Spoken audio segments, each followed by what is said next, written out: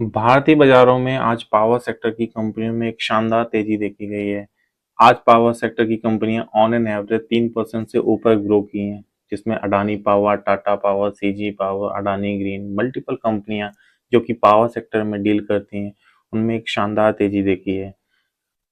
क्या थे इसके कारण? चलिए समझते हैं। इसका सबसे पहला कारण है सीजनल डिमांड। अब आप जानते हैं कि भारत में गर्मियों के सीजन स्टार्ट हो गए हैं, और जब गर्मी में लोगों को गर्मी से राहत पाने के लिए एसी, कूलर, पंखे, इन सब की सबसे ज़्यादा ज़रूरत होती है, जो कि पावर को ज़्यादा कंज्यूम करते हैं। तो इस वजह से पावर का जो कंजम्पशन है वो बढ़ जाता है। तो सीजनल डिमांड इसका पहला कारण थी। इसका दूसरा कारण है industrial and economic expansion. Bharat में लगातार इंडस्ट्रियल एंड इकोनॉमिक एक्सपेंशन बढ़ता जा रहा है, क्योंकि भारत की गवर्नमेंट भी चाहती है कि भारत को मैन्युफैक्चरिंग हब बनना है। भारत इंडस्ट्रियल हब में भी नंबर वन बनना चाहता है, लाइक चाइना। तो इस तरह से भारत की जो पॉलिसीज हैं, इंडस्ट्रियल एंड इकोनॉमिक एक्सपेंशन होना बहुत ज़रूरी है, और इंडिया की इकोनॉमी के लिए अच्छा है।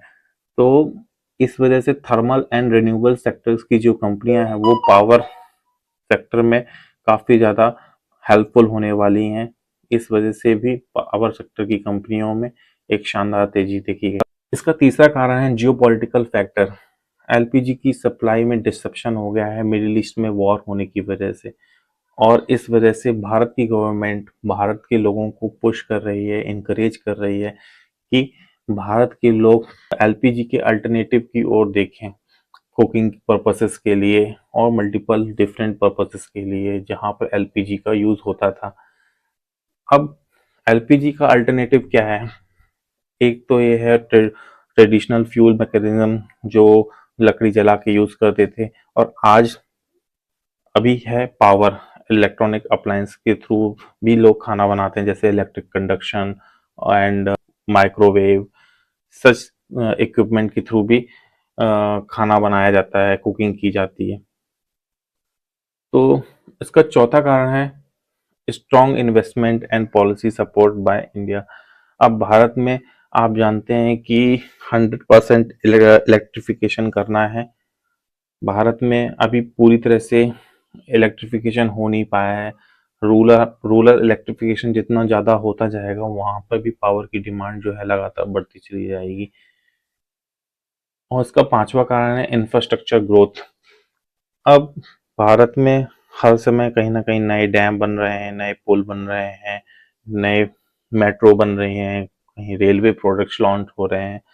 तो हर जगह इन सबको ऑपरेट होने में पावर की ज़रूरत होती है, तो इस वजह से भी पावर का कंजम्पशन लगातार बढ़ जाएगा।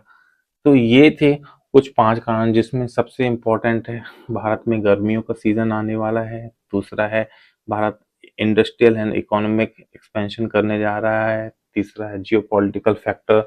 चौथा है स्ट्रॉन्ग इन्वेस्टमेंट हो रहा है रूरल इलेक्ट्रिफिकेशन में। और पांचवा है भारत का इंफ्रास्ट्रक्चर में ग्रोथ लगातार बढ़ती जा रही है, तो इंफ्रास्ट्रक्चर ग्रोथ भी है, जिसकी वजह से पावर का कंजम्पशन हर सेक्टर में बढ़ता चले जाएगा, और इससे कहीं ना कहीं भारत के लोगों को फायदा होगा। भारत के लोगों के साथ साथ भारत की पावर कंपनियों को फायदा होगा। ये था मेरा सिंपल एनालिसिस।